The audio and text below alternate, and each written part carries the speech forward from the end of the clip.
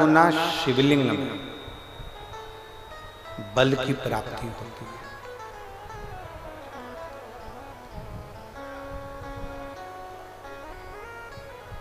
प्रदोष के दिन यदि आपको कहीं से शमी पत्र मिल जाए, प्रदोष के दिन यदि कहीं से आपको शमी पत्र मिल जाए और प्रदोष काल में, प्रदोष का जो समय होता है, शाम का जो समय होता है प्रदोष काल, 4 प्रदोष 5 प्रदोष आप कर देखिएगा कि आपका कोई काम है, कोई नौकरी के लिए आप अप्लाई कर रहे हैं, कोई समस्या बड़ी विकट आ गई है, कोई तकलीफ विकट आ गई है, कोई समस्या विकट आ गई है, प्रदोष के प्रदोष काल में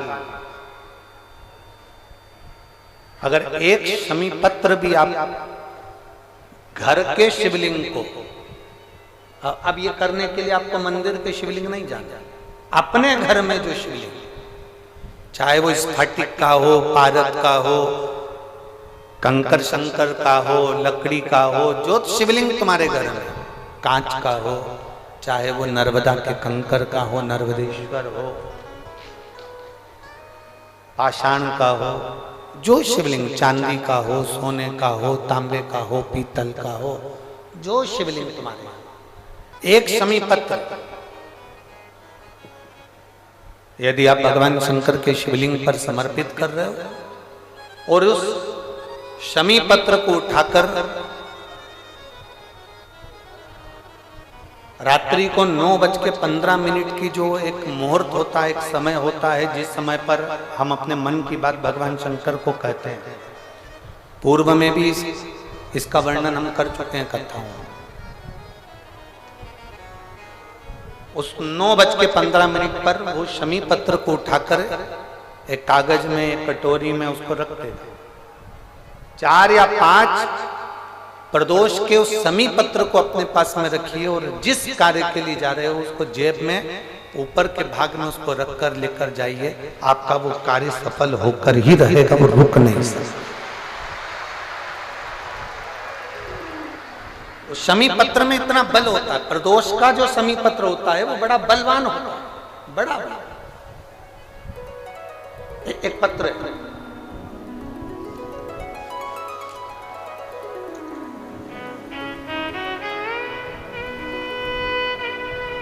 समयपुर बादली दिल्ली से संतरा देवी पत्नी स्वर्गीय श्री रूपचंद, उम्र है 78 साल। कहीं बैठी हो तो हाथ हिला सकती है, अगर कहीं बैठी हो तो हाथ हिला सकती हैं। समयपुर बादली दिल्ली से संतरा देवी पत्नी स्वर्गीय श्री रूपचंद, उम्र है इनकी 78 साल, 78। मेरा मोबाइल नंबर ये है, कहीं बैठी हो तो हाथ हिलाइएगा, हाथ हिलाओ एक बार, अभी भी नहीं दिख रहा।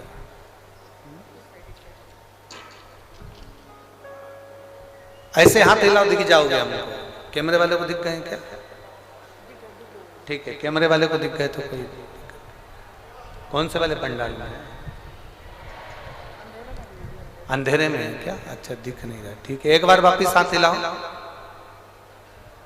हाँ ठीक है, दिख गए।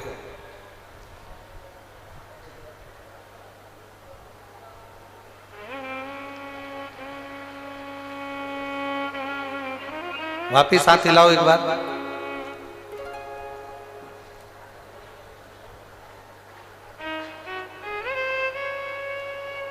आ जाओ, जहां बैठी हो आ जाओ, आइए।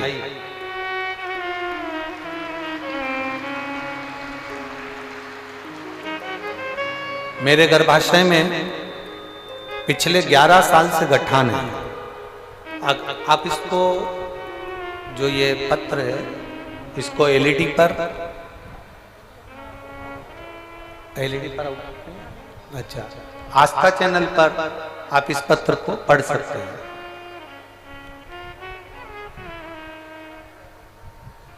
समयपुर बादली दिल्ली से संतरा देवी पत्नी स्वर्गीय श्री रूपचंद्र, मेरी उम्र 78 वर्ष है, मेरा मोबाइल नंबर ये है, मेरा गर्भाशय में पिछले 11 साल से गठान है। डॉक्टर ने बताया है कि यह कोई साधारण गठान नहीं है, आपको बड़ी बीमारी के योग है। यह बात मेरे बेटे ने मुझसे छिपा रखी थी। मेरा बेटा मुझे यह नहीं बताया कि मुझे कौन सी बीमारी हो गई है।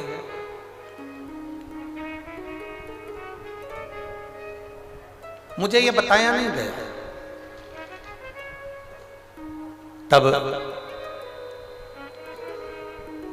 मार्च के महीने में 2023 में अल्ट्रासाउंड कराया गया, जिसकी रिपोर्ट में गर्भाशय में गठान निकली। मेरी बेटी ने मुझे टीवी पर आस्था चैनल पर शिव महापुराण कथा सुनने को कहा।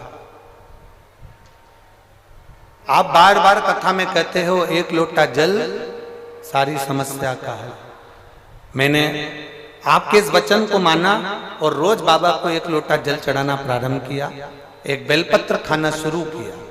गुरुजी, मेरे बच्चों ने मुझे नहीं बताया था कि मुझे कौन सी बीमारी हो गई और क्या बताया गया है डॉक्टर ने। मैंने पशुपतिनाथ का व्रत किया, सीहोर गई, कुबेरेश्वर बाबा के धाम में बैठकर मैंने कथा सुनी और वहां से एक कंकर उठाकर ले आई और एक रुद्राक्ष मांग कर ले आई। मैंने 4 महीने तक उस कंकर शंकर की पूजन करी। रुद्राक्ष का जल तांबे के कलश में गलाकर शंकर भगवान को चढ़ाती और कुंदकेश्वर महादेव के नाम से उसको पीना प्रारंभ करा।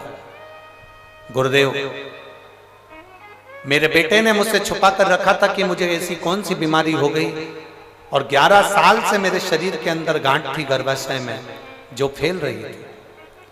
जब मैंने 4 महीने बाद जल पीने के बाद में और शंकर जी की आराधना करने के बाद में मैंने उसकी जांच कराई तो बाबा की कृपा से मेरी गठान गल चुकी थी। मैं बाबा को यहाँ धन्यवाद देने के लिए आई। ये शिव तत्व है, ओ घड़ी शंभु त्रिकालदर्शी कैलाश। और तेरी कृपा बिना न हिले एक भी अणु, लेते हैं श्वास तेरी कृपा से तनु तनु। बखान क्या करूं मैं राहों के ढेर का, चपटी भभूत में खजाना कुबेर का। हे गंगाधार मुक्ति द्वार ओमकार तू, भोले ओमकार तू। आयु शरण तिहारी शंभु तार तार तू। शिव तत्व कर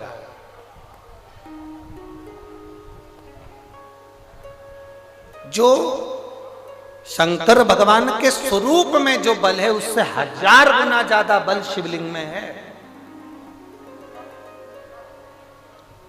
कंस महेंद्र पर्वत को परशुराम जी के साथ में उठा लेता, पर वही परशुराम भगवान जब उस महेंद्र पर्वत पर बैठकर एक दिन भगवान शंकर की शिवलिंग की आराधना कर रहे होते हैं, भगवान शंकर के शिवलिंग का पूजन कर रहे होते हैं, भगवान शंकर के शिवलिंग की आराधना कर रहे होते हैं, तब कंस उस महेंद्र पर्वत को उठा नहीं पाता।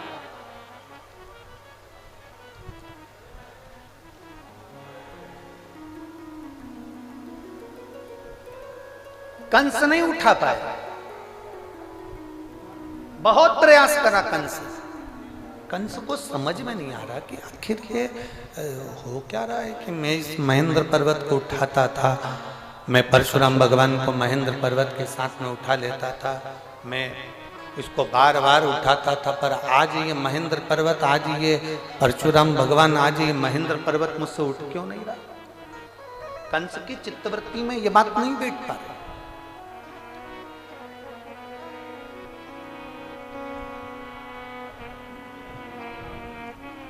ना रावण जान पाया कि शंकर के शिवलिंग में कितना बल है, ना कंस जान पाया कि शंकर के शिवलिंग में कितना बल है। और कई संसार के ऐसे लोग हैं जो भगवान शंकर के शिवलिंग के बल को नहीं जान पाते। जो शंकर भगवान के शिवलिंग के जल पर, शंकर जी पे चढ़े हुए एक लोटे जल को जो पहचान गया, शिव जी पे चढ़ी हुई एक बेलपत्री को खाने से क्या क्या फल मिल सकता है, जल पीने से क्या मिल सकता है, उस जल को केवल अपने दरवाजे पर छींटने से क्या बल मिल सकता है, शमी पत्र का क्या बल हो सकता है, जो जान गया वो अपने जीवन में एक आनंद की अनुभूति करके। एक पत्र है, देखिए,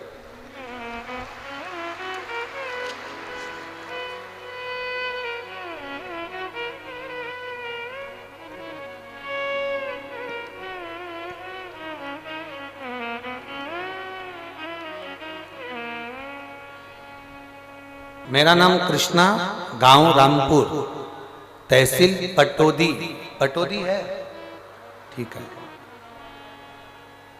रामपुर तहसील पटोदी की निवासी हूं। कहीं बैठी हो तो हाथ हिला सकती हैं।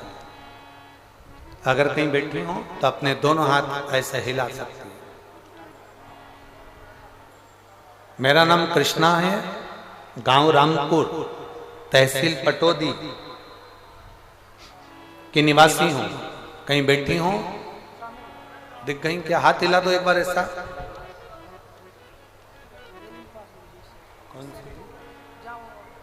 हाँ, एक बार हाथ हिलाइए वापिस। एक तो इतना भीड़ है कि कोई दिख ही नहीं रहा है हमको। तो चैनल वाले आप कैमरे से कैच कर लो। इतना भीड़, पहले दिन आ गए तुम लोग, गजब कर रहे हो।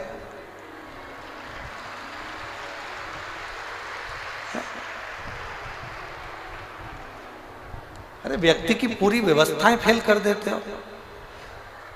ये पंडाल लगाया था कि 5 दिन में भराएगा, तुमने पहले दिन ही छक्का लगा दिया, बाउंड्री पार। चैनल वाले उनको देखें जरूर, हमें नहीं दिख रहे पर आप लोग जरूर देखें, ठीक है। मेरा नाम कृष्णा, गांव रामपुर, तहसील पटोदी की निवासी हूँ। कहीं बैठी हो, हाथ हिला रही हो तो आ जाओ। कहीं से जगह मिल जाए आपको आने के लिए, कार्यकर्ता ध्यान दें, इनको आने दें। पटोदी की निवासी हूं। बाबा का मैं क्या वर्णन करूं गुरुजी, मेरे पास शब्द नहीं है।